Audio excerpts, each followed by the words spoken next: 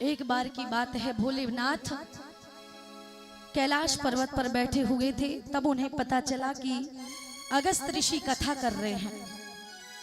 उन्होंने जैसे ही सुना कि अगस्त ऋषि कथा कर रहे हैं तो तुरंत अपने आसन को, अपने सिंहासन को, अपने पद को छोड़ करके भोलेनाथ पर्वत से नीचे उतरे और कथा सुनने के लिए चलने लगे। यहाँ पर कथा शिक्षा दे रही है भगवत प्रेमियों कि चाहे जितने बड़े पद पर बैठे हो, चाहे जितनी ऊंचाई को आपने छू लिया हो, पता चले कि कथा हो रही है, समाज में कोई कथा करा रहा है, तुरंत चाहे एसपी हो, चाहे डीएसपी हो, प्रधान हो, विधायक हो, मंत्री हो, तुरंत ही पद को छोड़ करके, पद का अभिमान त्याग करके और आकर के नीचे बैठ करके कथा सुननी चाहिए। भोलेनाथ ने इतनी ऊंची ऊंचाई को छोड़ करके नीचे पहुंचे। बाबा, मैं अगर आपसे पूछूं कि गांव का नाथ कौन होता है तो आप क्या कहोगे?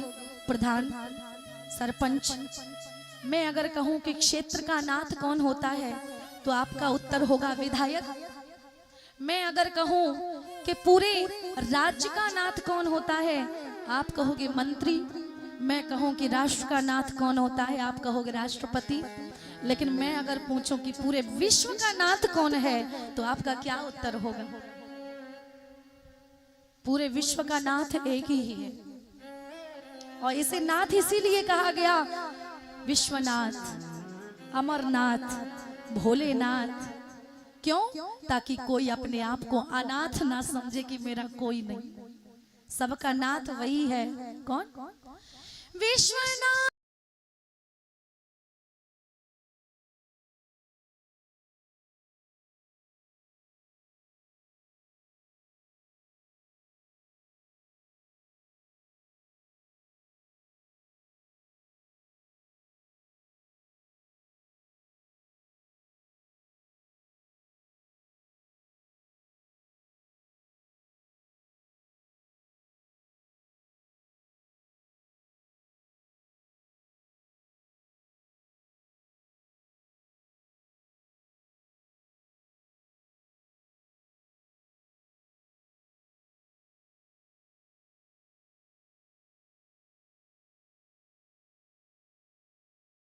आइए सभी लोग मेरे साथ।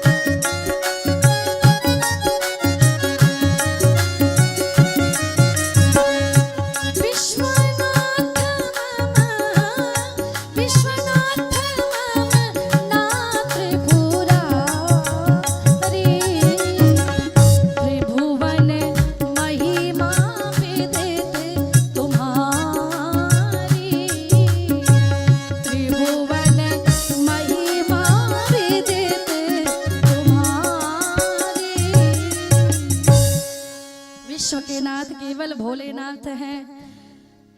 तो जो सारे विश्व के नाथ हैं, आज वो कथा सुनने जा रहे हैं जिन्होंने खुद कथा लिखी है।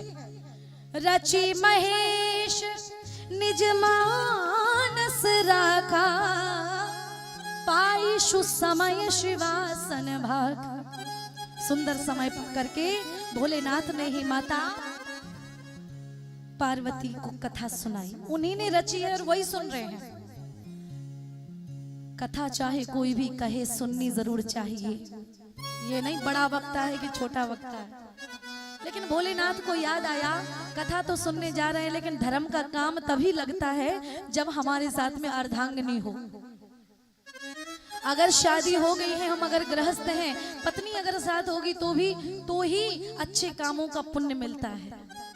अगर पत्नी साथ नहीं, अर्धांगिनी साथ नहीं है, पटरानी साथ नहीं है, चाहे एक गिलास पानी ही क्यों ना देना, उसका आपको पुण्य मिलेगा नहीं।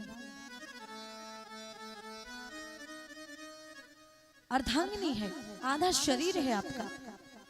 कथा भी सुनने आते हो ना, तो पत्नी को भी आना चाहिए। भले दूर दूर बैठे रहो, ये जरूरी नहीं कि गांठ बांध के ही बैठो, लेकिन साथ में आनी चाहिए।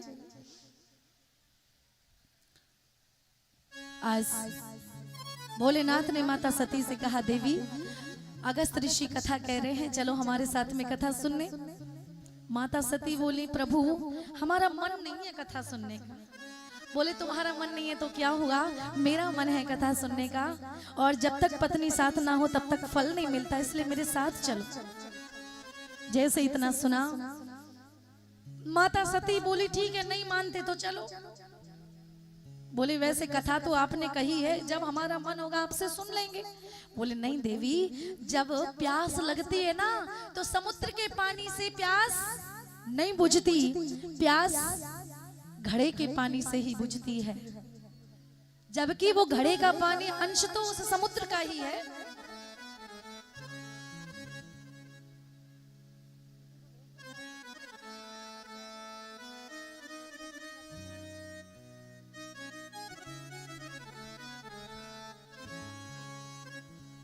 तो महाराज आज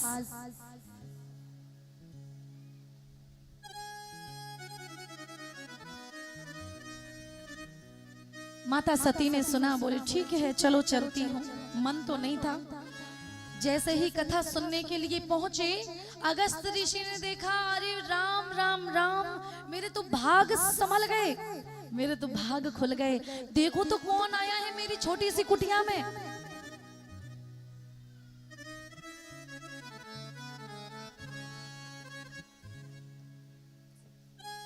एक बार त्रेता जुग माही, शंभु गए कुंभज ऋषि पाए।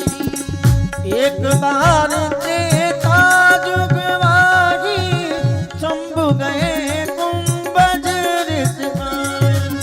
संग सती जग जननी भवानी, संग सती जग जननी भवानी, पूजे ऋषि अखिलेश्वर जानी।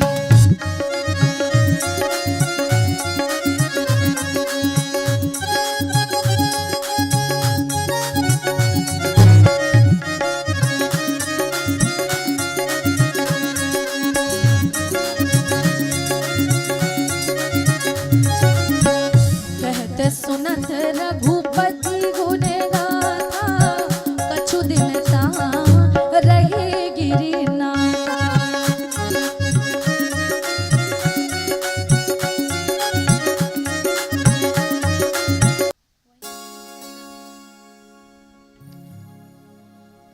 कुंभज ऋषि ने देखा मेरी कुटिया में जगत जननी आई है, अखिलेश्वर आए हैं, अखंड कोटि ब्रह्मांड नायक राजाधिराज योगीराज श्री भूत वामन भोलेनाथ आए हैं। तो आज अपने आसन को छोड़ करके चरणों में लेट गए। क्यों लेट गए? क्योंकि मेरे घर में जगत जननी माँ आई हैं और अखिलेश्वर आए हैं। लेकिन माता सती ने सोचा कि देखो होता तो ये है कि कथावाचक के चरणों में सब पढ़ते हैं, लेकिन ये कथावाचक होके और श्रोताओं के चरणों में पढ़ रहे, समझ नहीं आई कुछ बात। जैसे इतना भ्रम आया मन में, आज कथा प्रारंभ हो गई। अगस्त ऋषि कथा कहने लगे, लेकिन कथा को केवल भोलेनाथ ने सुना। मेरी मैया सती का मन कथा सुनने में महाराज नहीं लगा। माता सती का मन कथा सुनने में लगता तो वर्णन आता, लेकिन कहीं भी नहीं लिखा है। क्या लिखा? कहते सुनत रघुपति गुण गाथा, और कछु दिन तहाँ रहे गिरिनाथा। माता सती का कहीं उल्लेख नहीं आया। और जब कथा का अपमान किया, मेरी मैया सती का मन तो पता है कहाँ लग गया। पुष्प देख रही हैं, वाटिका देख रही हैं, वृक्षों को देख रही हैं, झरनों को देख रही हैं, लेकिन मेरी माँ का मन कथा में नहीं लगा। और जो कथा का अपमान करता है उसका क्या हाल होता है, इसका सती मैया से अच्छा उदाहरण कोई नहीं होगा। जब कथा सुनने के लिए आई थी तो कितने अक्षर का नाम था? सुन लो, लगा लो जरा हिसाब। 10 अक्षर का नाम था। संग सती जग जननी भवानी, 10 अक्षर का नाम था। लेकिन जब कथा का अपमान किया तो 2 अक्षर का नाम रह गया।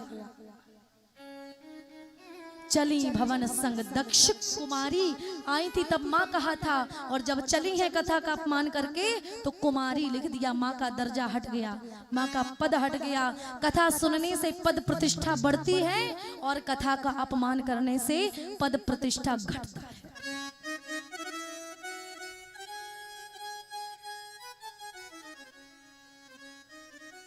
कहते सुनत रघुपति गुण गाथा, कहते सुनत रघुपति,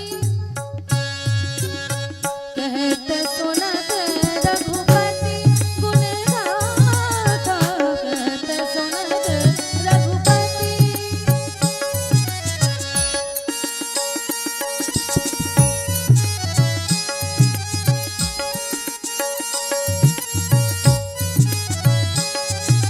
कहते सुनत रघुपति गुण गाथा,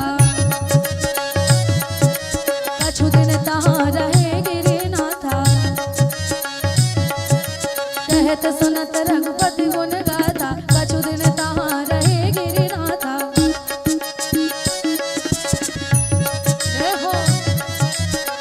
कहते सुनत रघुपति गुण गाथा, कहते सुनत रघुपति रघुपति रघुपति गुण गाथा। माता सती ने जब कथा का अपमान किया, भोले बाबा के साथ में माता सती चली। चलते चलते कथा का फल भी तुरंत मिल गया। क्या मिल गया? भोलेनाथ को कथा के सुनने के फलस्वरूप भगवान की कथा सुनने के बाद उनके दर्शन भी हो गए। उसी समय त्रेता युग में भगवान श्री राम लीला कर रहे थे। क्या लीला कर रहे थे? माता सीता का हरण हो गया था और राम जी अपनी पत्नी को रोते रोते बिलखते बिलखते ढूंढ रहे थे। भगवान श्री भोलेनाथ ने जैसे ही राम जी को देखे बोले, वाह प्रभु, लीला परंपार है आपकी। देखो तो कोई आपको पहचान ही नहीं सकता। ऐसा लग रहा है जैसे वास्तव में कोई सामान्य सकामी पुरुष है। कितनी सुंदर एक्टिंग कर रहे हो आप तो, है? परमात्मा जीवात्मा की एक्टिंग कर रहा है महाराज। बड़ी सुंदर लीला। आज इतना देख करके धन्य हो गए नेत्र, आंखों में खुशी है। भगवान श्री राम रो रहे हैं और ये खुश हो रहे हैं। क्यों? इष्ट रो रहा है और भक्त खुश हो रहा है। क्यों? इसलिए ये खुशी के आंसू हैं, दर्शन के आंसू हैं। भगवान भोलेनाथ खुश हो रहे हैं क्योंकि कोई एक्टर जब अच्छी एक्टिंग करता है तो डायरेक्टर खुश होता है, कितनी अच्छी एक्टिंग कर रहा है ये। इसी प्रकार से भोलेनाथ ने भगवान को देखा और आज हाथ जोड़ लिए।